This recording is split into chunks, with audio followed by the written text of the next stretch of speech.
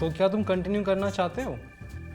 हाँ, हमने अब तक परमेश्वर के बारे में बात करी कि वो कौन है, पर अब मैं इस बारे में थोड़ा और जानना चाहूँगा। तुमने कहा था कि वो सृष्टि करता है, सही कहा ना मैंने? हाँ, परमेश्वर ने हर चीज़ की सृष्टि करी है। और अगर तुम देखो तो सृष्टि करने से पहले इस पूरे यूनिवर्स में, इस पूरे हर चीज़ में सिर्फ परमेश्वर ही था और कोई चीज़ नहीं थी। और यह भी कि रचना केवल यीशु के मुख से निकले वचनों के द्वारा की गई थी। और ये मैंने बाइबल के अनेक वचनों में पढ़ा है, जैसे उत्पत्ति की पुस्तक में, कुलीसियों में, भजन संहिता के भजनों में। हाँ, मैंने भी पढ़ा है कि परमेश्वर ने अंत में मनुष्य की रचना करी और उसने उनसे कहा था कि इन सब चीज़ों पर तू अधिकार करेगा। हाँ, और देखो परमेश्वर ने हर चीज़ की सृष्टि करी है, लेकिन उसने मनुष्य को यानी कि आदमी और स्त्री को अपने हाथों से बनाया है और एक विशेष उद्देश्य के लिए बनाया है। हम उस उद्देश्य के बारे में बाद में बात करेंगे, लेकिन हमें बस ये समझना है अभी कि हमें एक उद्देश्य के लिए बनाया गया है। और अगर आप उत्पत्ति की पुस्तक पढ़ोगे तो वो हमें बताती है कि हमें परमेश्वर ने मिट्टी से अपने हाथों से बनाया था, पर सब कुछ उसके मुख से, उसने अपने शब्दों के माध्यम से रचा था। केवल हम ही हैं जिन्हें परमेश्वर ने अपने हाथों से बनाया है। हाँ, इसकी कल्पना तो मैं कर सकता हूँ, पर मेरा ये सवाल है कि क्या परमेश्वर ने रचना करने के बाद और भी कुछ किया, या क्या अभी भी वो रचना कर रहा है, या फिर वो एक ही बार की रचना थी? देखो, परमेश्वर ने रचना किया, उसके बाद वो भूल नहीं गया। वो आज तक हमें चला रहा है, और क्योंकि वो चला रहा है इसलिए हम जीवित हैं। मैं समझ गया हूँ कि परमेश्वर ने सबसे अलग होकर अपने हाथों से मेरी रचना करी थी। पर अब मेरा प्रश्न ये है कि इन सब से परे परमेश्वर ने सृष्टि की रचना क्यों करी? बहुत अच्छा प्रश्न है ये तो, क्योंकि परमेश्वर को सृष्टि की कोई ज़रूरत नहीं है, और ऐसा भी नहीं कि उसको किसी चीज़ की कमी है। हमें बाइबल बहुत क्लियरली समझाती है कि उसने ये सब इसलिए नहीं किया क्योंकि वो अकेला था, या वो चाहता था कि उसको किसी का संगति हो या उसकी पूजा की जाए। और इसके लिए हम पढ़ सकते हैं प्रेरितों के काम अध्याय मेरे ख्याल से 17 के उसके 24 और 25 में लिखा है। देखो 17 का 24-25 से कहता है कि जिस परमेश्वर ने पृथ्वी और उसकी सब वस्तुओं को बनाया, वह स्वर्ग और पृथ्वी का स्वामी होकर हाथ के बनाए हुए मंदिर में नहीं रहता, न किसी वस्तु का प्रयोजन रखकर मनुष्य के हाथों की सेवा लेता है, क्योंकि वह तो आप ही सबको जीवन और श्वास और सब कुछ देता है। और देखो, सबसे पहले परमेश्वर ने इस दुनिया की सृष्टि इसलिए करी ताकि वो अपने असीम प्रेम को और एक संबंध को मनुष्य के साथ स्थापित कर सके, जैसा कि उसने आदम और हव्वा के साथ भी किया था पाप आने से पहले, और उसके बाद दाऊद के साथ, मूसा के साथ, यीशु मसीह के साथ, और आज भी करता है पवित्र आत्मा के द्वारा। और यह भी कि परमेश्वर ने सृष्टि की रचना अपनी महिमा को प्रकट करने के लिए की थी, और वह हमें खुशी देना चाहता है कि हम उसकी महानता का आनंद मनाएं।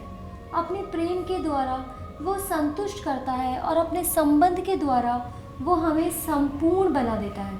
और देखो, परमेश्वर की जो योजनाएं हैं वो बहुत महान है, और उसने इस पृथ्वी की सृष्टि भी इसलिए करी ताकि वो अपने अनंत काल की योजनाओं को पूरा कर सके।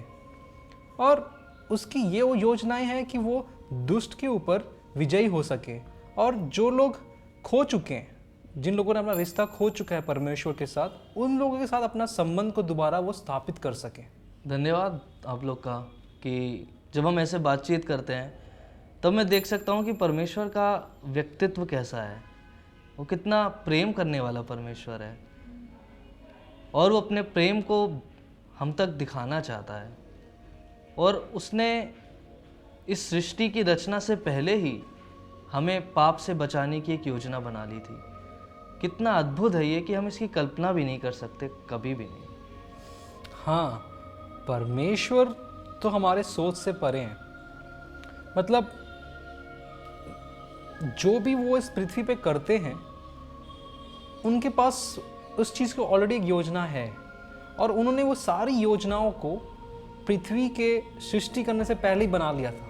और हाँ, सृष्टि को लेके भी बहुत सारे गलत डॉक्ट्रिन्स आ चुके हैं, तुम्हें उससे बच के रहना चाहिए। तो वो क्या है? पहला है भौतिकतावाद, जिसमें कि लोगों को लगता है कि सिर्फ भौतिक दुनिया है, कोई शारीरिक दुनिया नहीं है, और परमेश्वर का कोई अस्तित्व ही नहीं है। तो इसका मतलब ये है कि भौतिकतावाद नास्तिकता के समान है, सही कहा ना मैंने? और जब तक हम उसे सिद्ध नहीं कर सकते, इसका मतलब उसका कोई अस्तित्व ही नहीं है और हम उसे मान भी नहीं सकते। और दूसरा है बिल्कुल विपरीत, सर्वेश्वरवाद, जिसमें हर चीज़ आत्मिक है। जैसे कि ये दुनिया पूरा आत्मिक है, हम परमेश्वर के साथ अनंत काल के साथ उनके साथ थे, ऐसा एक सिद्धांत लोग मानते हैं। तो मेरे मसीह बनने से पहले भी जो है ये मेरे लिए एक रुकावट हुआ करती थी, क्योंकि मसीह बनने से पहले मैं भी यही सोचता था कि हर चीज़ में भगवान है, और जिन मशीनों को मैं प्रयोग करता हूँ उनको पूछना है, या जिन घर में जो भी चीज़ें हैं उन सबको मैं सोचता था कि पूजना है। पर मसीह सिद्धांत हमें साफ साफ बताता है कि हमारा परमेश्वर महान है और हमें ये सब चीज़ें करने की ज़रूरत ही नहीं है। हाँ बिल्कुल। और देखो, मसीह होने के नाते हम इन चीज़ों को पूछते नहीं हैं, हम उनकी केयर करते हैं। और मसीह लोग अपनी चीज़ों को काफ़ी अच्छे से केयर कर पाते हैं, क्योंकि उनको लगता है कि ये परमेश्वर का एक तोहफा है उनके लिए। सो मसीहत में भंडारी बनना ठीक है, ठीक है। देखो, शेष में मैं यही बोलूँगा तुम्हें कि परमेश्वर ने हर चीज़ की सृष्टि करी है, और उसने अपने मुंह से निकले हुए शब्दों से इन सब चीज़ों की रचना की है। सो अंत में मैं कहूँगा कि हर चीज़ का एक आरंभ है, और उसे अपने अस्तित्व के लिए परमेश्वर का आभारी होना चाहिए, जिसने सभी चीज़ों की रचना अपने मुख के वचन से की थी। परमेश्वर ने पृथ्वी की रचना अपना अनंत प्रेम दिखाने के लिए और मनुष्य के साथ एक संबंध स्थापित करने के लिए की थी। परमेश्वर ने इस सृष्टि की रचना अपनी महिमा प्रकट करने के लिए की थी, और इसलिए भी कि वो अपनी महिमा मनुष्य के साथ बांटना चाहता था। परमेश्वर की एक योजना है कि इस पृथ्वी पर क्या होता है, और ये योजनाएं इस संसार की रचना करने से पहले ही बनाई गई थी। सच में आज हम लोगों ने बहुत कुछ जाना। चलो सनी, अब खाना खाते हैं, मैंने डिनर बना दिया है, ठीक है?